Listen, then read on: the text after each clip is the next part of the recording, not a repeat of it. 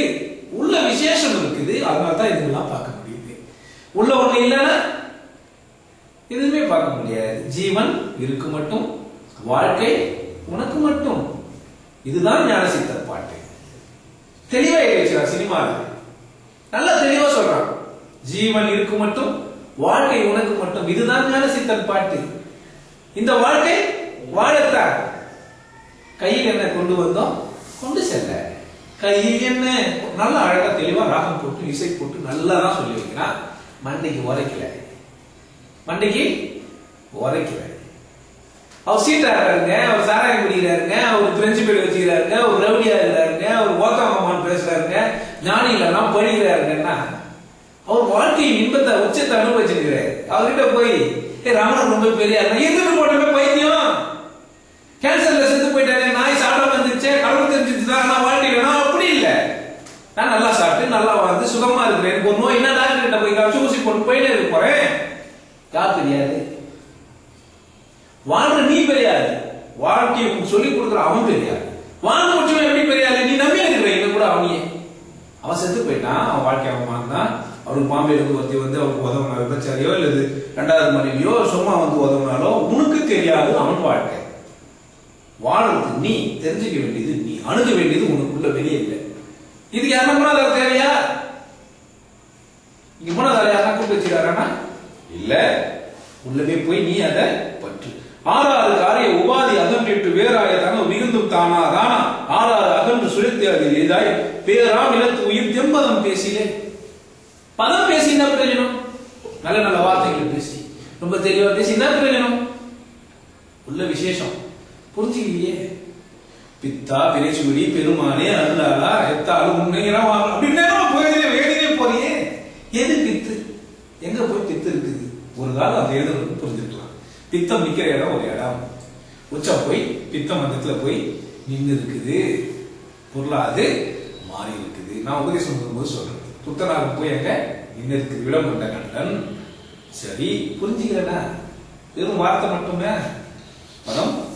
அகாரம் உயிரே உகாரம் பரமே மகாரம் சிகாரமாய் வரும் முப்பத்தும் சிகாரம் சிவமே வகாரம் பரமே யகாரம் உயிர் என்று அறையலும் ஆமே. நமசிவாயத்துக்கு பிரிச்சு போட்டு அழகா சொல்லியிருக்கிறார். இங்கேயும் அங்க எல்லாமே வச்சிருக்கிறாங்க. நான் நீர் அல்லது மண்ணுனே சொல்லிருக்கிறான். மானா தண்ணி இல்ல மண்ணு. அடியே சொல்றது நான் நீர், மாமன் சி நெருப்பு, வா வாயு அல்லது காற்று, யா ஆகாயம். இங்க சொல்றாரு யகாரம் உயிர் என்று அறையலும் ஆமே. யார் இருக்க பயமேன்னு எழுதி வச்சிருந்தான் ஒரு காலத்துல, யா இருக்க பயமேன்னு எழுதிருந்தான். இப்ப நான் இருக்க பயமேன்னு ஒரு போட்டோ வச்சிருக்கேன். என்ன மாறி போயிருக்குது? மனிதன் புரிதல் ஏற்படல. இப்ப நான் பார்த்து சொல்றேன், நான் இருக்க பயமேன்னு எழுதக்கூடாதுங்க, தப்புங்க. அவனுக்கு என்ன புரியும்? நாயே எழுதாதடா, உனக்கு தெரியாது பொறுக்கி, இப்பதானே வந்த பெயிண்ட் கழிச்சு பிரஸ் கழிச்சு எழுதியா? நான் திட்டுறேன். யார்? எனக்கு தெளிவா தெரியுதானாலும் நான் திட்டுறேன்.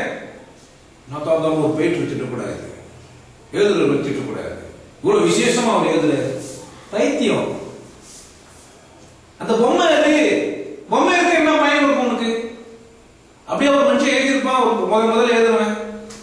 அந்த பொம்மை வந்து எதாவது காப்பாற்றும், அதையும் நீ தான் காப்பாற்றும். அது பொட்டு வைக்கிறதோ பூ வைக்கிறதோ எதுவுமே அது எப்படி உன்னை காப்பாற்றும்? நான் இருக்க பயம் என்ன? அதே எப்படி சரியா இருக்கும்?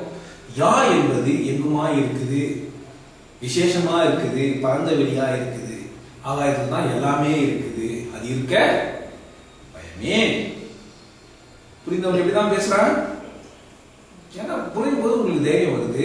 உண்மையை நீங்க அப்படிதான் பண்ண வேண்டியது இருக்குது, பேச வேண்டியதா இருக்குது. எல்லாரும் உயிர் என்று அறையலும் நாமே சொல்றது இல்லை, அறையுது. யா என்பது உயிர் என்று அறையலும் ஆமே ஆணித்தரமா சொல்றாரு. உயிருக்கு உயிராகி ஒளிவற்று ஒளிவற்று பயிரற்று காரணம் உபாதி விரேக கருத்து உயிர் கூறும் ஈசன் உரிமைத்தால் அன்றி வியர் பூதும் மாணவன் விடல் செய்தவை. ஆனா விடவே முடியாது உன்னால. எப்பவுமே உனக்குள்ள உயிர் இருக்குதுன்னு தெரிஞ்சுச்சாதான் நீ அதை உசாரா வச்சுக்கணும். ஆஹா இறைவா, நீ எனக்குள்ள சொத்தா இருக்கிறியா, சிவமா இருக்கிறியா, உயிரா இருக்கிறியா? நான் என்பது நான் இந்தியா. அப்போ எனக்குள்ள நீ இருக்கிறதா தான் நான் இருக்கிறேன்னா, நான் இருக்கும்போதே நான் என்ன அனுபவிச்சுக்கணுமான்ற எண்ணம் எப்போ வரும்? எல்லாம் சேர்த்துதான் போயிடுப்பான். திமிர்ல பேசிட்டு அங்கே இங்கே கோயில போட்டு அங்கே இங்கே என்னன்னா சர்ச்சைக்கு போறானோ, மசூதிக்கு போறானோ, மொட்டை வச்சுக்கிறானோ, உள்ளா போடுறானோ, முடி வச்சுக்கிறானோ, என்ன பண்ணிக்கிறானோ, அவனை அவன் உணர்வதற்கான சந்தர்ப்பத்தையே யாருமே தரப்போவதில்லை. ஆனா அப்படி செய்ய முடியாதுங்க. நான் அந்த மாதிரியான மட்டமான மனிதன் இல்லை. அவ்வளவு கீழ்த்தரமான ஜந்து நான் கிடையாது. நீங்க யாரை வணங்கினாலும் அது வணக்கத்துக்குரியது அல்ல. இறைவனை தவிர வணக்கத்துக்குரிய ஒருத்தருமே இல்லைன்னு எழுதி வச்சிருக்கோம் பின்னாடி சில பேர் பாத்தீங்கன்னா. இறைவனை தவிர வணக்கம். ஆனா உங்க குரு உனக்கு வணக்கத்துக்குரியவன். இறைவனை புரிய வச்சதுனால, உங்க அம்மா உனக்கு வணக்கத்துக்குரியவங்க, உன்னை இந்த பூமிக்கு வர வச்சதுனால, உங்க அண்ணன், உங்க தம்பி, உங்க மாமா, உங்க மச்சான், உங்க கூட வாழ்றவங்க எல்லாரும் உங்களுக்கு வணக்கத்துக்குரியவங்க. ஏன்னா உங்களோட ஒரு ஒட்டுறவு கொண்டிருந்தால. ஆனா அவங்களோட நீங்க சமாதான உடன்படிக்கை போட்டு அவங்கள மாதிரி முட்டாளா இருக்கீங்கன்னா எப்படி அவங்க வணக்கத்துக்குரியவங்களா ஆவாங்க? அவன் என்ன செஞ்சாலும் அதே நீங்க செஞ்சீங்கன்னா நீங்க எப்படி அவனை வணங்குறீங்க அர்த்தமாகும்? அது இல்ல வணக்கத்துக்குரியது. என்ன வர வச்சமா ரொம்ப நன்றி. வாழ்க்கை எந்த எப்போ சொல்லுதான் தரப்போற. எவ்வளவு நாள் உனக்கு கேட்டு இருக்கணும். எப்பவுமே அடியே போகும்போதெல்லாம் அம்மா டூ போறேன், மண்ணு போக போறேன். ஒரு காலகட்டம் அம்மா மேலேயே போனது ஒரு காலகட்டம், அம்மாவை கேட்டு போனது ஒரு காலகட்டம். இப்ப போறதுக்கு கேட்பேன் அம்மா கிட்ட. இப்ப நான் அம்மாவை மதிக்கலன்னு அர்த்தமாயிடுமா? புரியும் போது விடுதலை புரியும். எவ்வளவுக்கு எவ்வளவு நமக்கு நாமளே புரியுதோ அவ்வளவு தூரம் என்ன பண்றோம். அப்ப மற்ற மனிதர்கள்லாம் நமக்கு தெரியறது இல்லை. அந்த முட்டாள்தனம் நமக்கு புரிய வருது. மாஸ்டர் தான் அந்த தப்பு பண்ணிட்டேன். அவர் நல்லவர் தான், அவர் வாழ்க்கையை வாழ்ந்துட்டு போகிறாரு. அவர் விசேஷம் தான், அது அவருக்கு. வாழ்க்கை யாருக்கு?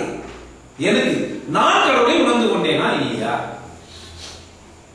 காரியம் எழில் கலக்கும் கடும்பசு, காரணம் எழில் கலக்கும் பரசிவன், காரிய காரணம் கற்பனை சொற்பதன், பாடல் பாடி பராபரம் தான். இது ஒரு சொற்பதம் இல்லடா. இந்த பாடலில் இருக்கிற சொற்பதங்கள்லாம் இருக்குது, அந்த பதம் இல்லை. கடவுள் ஒரு வார்த்தை கடவுள் தெரியாது. இறைவனுக்கு ஒரு வார்த்தை இறைவனை குறி வைக்கிறதுல ஆளுக்கு ஒரு மீனிங் வச்சிருப்பான். கடவுள் என்ன நினைச்சிட்டு இருப்பான்? கிருஷ்ண பரமாத்மா. கடவுள் என்ன நினைச்சிட்டு இருப்பான்? நிறைய பேர் கடவுள்னா என்னன்னே புரியாது.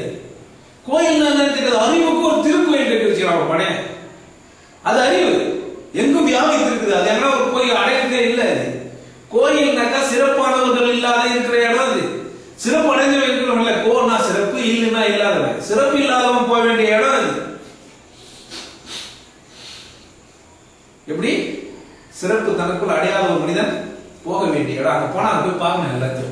ஓஹோ இப்படிதானா, ஓ இப்படிதான் ஆமை பொம்மையை சேர்ந்துப்பாங்களா, ஓ இப்படிதான் இது இருக்குமா, இதுதான் இப்படிதானா, ஒரு 3 வட்டம் இருக்குதா அப்படின்றதெல்லாம் நீங்க தெரிஞ்சுக்கிட்டு கோவாய் வெளியே வரதுக்கு திரும்ப திரும்ப போனா என்ன இருக்குங்க? சொற்பதம் இல்ல. முக்திக்கு வித்து. எது முக்திக்கு வித்து? ஏதோ எல்லாருக்கும் ஒரு வித்து இருக்கும். ஒரு பொருள், எந்த ஒரு பொருளும் வித்து இல்லாத இந்த உலகத்துல எங்கேயுமே எதுவுமே இல்லை. வித்து இல்லாத சம்பிரதாயம் இல்லவே இல்லைன்ட்டான் குரு. வித்து இல்லாத ஒரு சம்பிரதாயம் இல்லவே இல்லடா. எல்லாத்துக்கும் ஒரு ஆதாரமான ஒரு பொருள் இருக்கணும். ரோபோ சொல்லுது படத்துல, என்ன படைச்சது வசீகரன் கிடையாது, அப்பனா கடவுள் இருக்கு. ரோபோ கேட்கறேன், ஏன்னா அதுக்கு M41 வரைக்கும் தெரிஞ்சு வச்சிருக்கு. நீ கணக்கு பண்ணி சொல்றதுக்கு ஒரு 3 வருஷம் ஆகும், நான் உடனே சொல்லிட்டேன், எனக்கு மட்டும் தான் சொல்ல தெரியும் அப்படிலாம் சொல்றாரு ரோபோ. 100 பேரை சிப்ப ப்ரோக்ராம் பண்ணி வச்ச ஒரு ரோபோ சொல்லுது, நானே என்னை படைத்தவன் ஒருவன் இருக்கிறான் என்றால் உலகத்தை படைத்தவன்.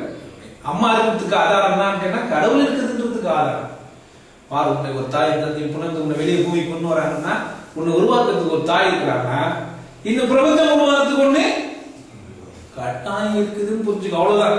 உனக்கு அப்பா இருக்கிறாரு, அப்பாக்கு அப்பா இருக்கிறாரு, அப்பாக்கு அப்பா இருக்கிறாரு, என்ன பைத்தியக்காரத்தனம் இதெல்லாம். எல்லாரும் தான் இருக்கிறாரு. எனக்கு ஒரு குற்றப்புள்ளி எங்கே? எது இல்லை இந்த உலகத்துக்கு, சம்பிரதாயத்துக்கு, இந்த எல்லா ஆதாரத்துக்கும் புள்ளி எது?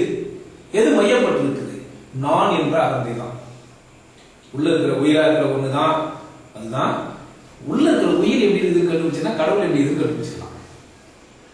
உள்ள இருக்கிற உயிர் எப்படி இருக்குதுன்னு தெரிஞ்சுச்சுன்னா கடவுள் எப்படி இருக்குதுன்னு தெரிஞ்சுக்கலாம். முக்திக்கு வித்து முதல்வன் தஞ்ஞானமே. வேற யாரோட ஞாபகம் கிடையாது. யாராவது ஒரு நாய் ஒன்று பேசிட்டு இருக்கோம், யாராவது ஒரு குரம் ஒன்று பேசிட்டு இருக்கோம், யாராவது ஒரு பைத்தியம் வளர்ந்து இருக்கும். அது இல்ல. நீங்க உங்களுக்குள்ள நான் பேசுறத வச்சு ஒரு சிந்திக்கணும். நீங்களே சிந்திக்கணும். இந்த மனுஷன் பேசுறதெல்லாம் உண்மையா இருக்கணுமா சொன்னார். வரேன் போறேன். உங்க உணர்வு என்னங்க சொல்லுது? என்னோட இருக்கணும்னு தோணுதா, இது பண்ணான்னு தோணுதா, போங்க. தெரிஞ்சுக்கணும்னு தோணுது, இந்த பையன் நல்ல பையனா காரணப்பா, இப்படி நம்ம சப்போர்ட் பண்ணுவோம், பண்ணுங்க. பண்ணாதீங்க. உள்ளுணர்வு என்ன செய்து உங்களுக்கு பாருங்க. ஒரு நேர்மையான மனுஷனுக்கு என்ன பிடிக்கலன்னா அவன் நேர்மை இல்லை, இல்லை நான் நேர்மை இல்லை. 2 பேர்ல யாரோ ஒருத்தர் நேர்மை இல்லை. பாதி நேர்மை இருக்குது, கொஞ்சம் நேர்மை இதெல்லாம் கிடையாது. நான் நேர்மையானவன் இல்லை, இல்ல அவன் நேர்மையானவன் இல்லை. 2 தான். கொஞ்சம் நேர்மை இருக்குதுங்க, கொஞ்சம் நல்லவருங்க அப்படிலாம் கிடையாது. ஒன்னு நல்லவன் இல்ல கெட்டவன். நல்லது